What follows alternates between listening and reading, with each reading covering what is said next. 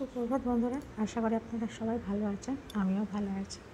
আজ চলে এসেছি বড়ার তরকারি। এই বৃষ্টিতে বড়ার তরকারি একবার বানিয়ে খেয়ে দেখতে পারেন, বেশ ভালোই হয়।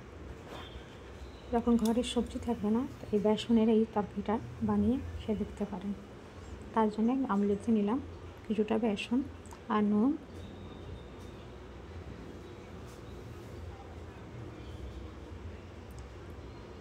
অল্প করে নুন দিয়ে জল দিয়ে এটাকে গুলে নেব।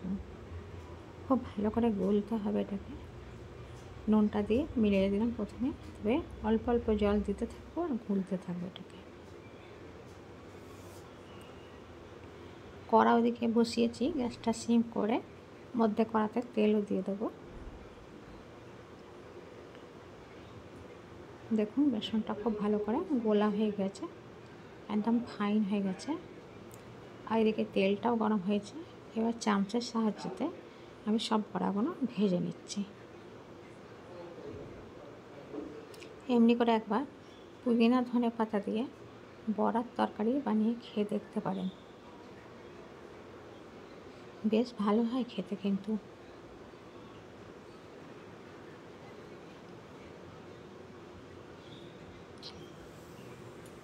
আমার দুবারেতে সব বড়াগুলো ভাজা হয়ে যাবে। আরও এতটা আছে গামলিতে, এইটা উঠে গেলে আর একটু ভেজে নিয়ে ব্যাস হয়ে যাবে। বড়াটা এক পিঠটা ভাজা হয়ে গেছে।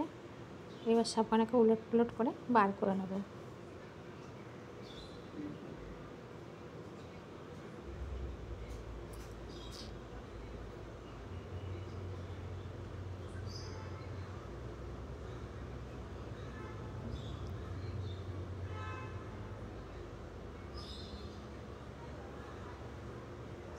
দেখুন বড়াগুলো বেশ ফুলেছে ভেজে।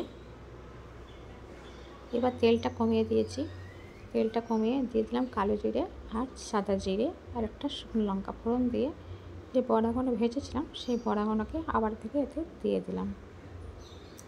এদিকে একটা কাপ নেবো, কাপেতে কিছুটা জল দেবো। জল দিয়ে শুকনো মশলাগুলো ওই জলেতে গুলে নেবো, তারপরে বড়াটার মধ্যে দেবো। দিচ্ছি জিরে গুঁড়ো, ধনে গুঁড়ো, গরম মশলা গুঁড়ো, লঙ্কার গুঁড়ো আর হলুদ গুঁড়ো আর ধনে পাতা। আর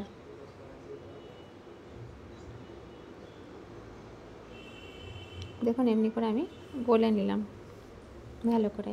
এবার আমি বড়াটার মধ্যে দিয়ে দিচ্ছি, দিয়ে নেড়ে নেবো আর পরিমাণ মতন নুন দেবো।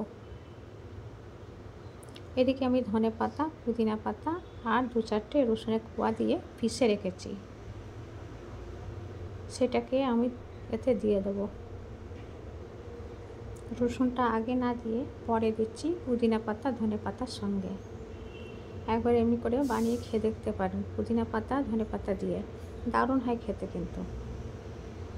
তো যারা বন্ধু নতুন দেখছেন, প্লিজ একটা সাবস্ক্রাইব করে আমার পাশে থাকবেন। আর ভিডিওটা যদি ভালো লাগে তো ভিডিওটাতে লাইক আর শেয়ার করে দেবেন। আপনারাও এমনি করে বানিয়ে খাবে, কমেন্টে জানাতে ভুলবেন না কেমন হয়েছে। দেখুন সব মশলাগুলো ভাজা হয়ে গেছে, তার সঙ্গে ধনে পাতা পুদিনা পাতা আর রসুনটাও ভাজা হয়ে গেছে। এবার অল্প জল দিয়ে চাপা দিয়ে দিচ্ছি, ফুটে গেলে পরেই নামিয়ে নেব।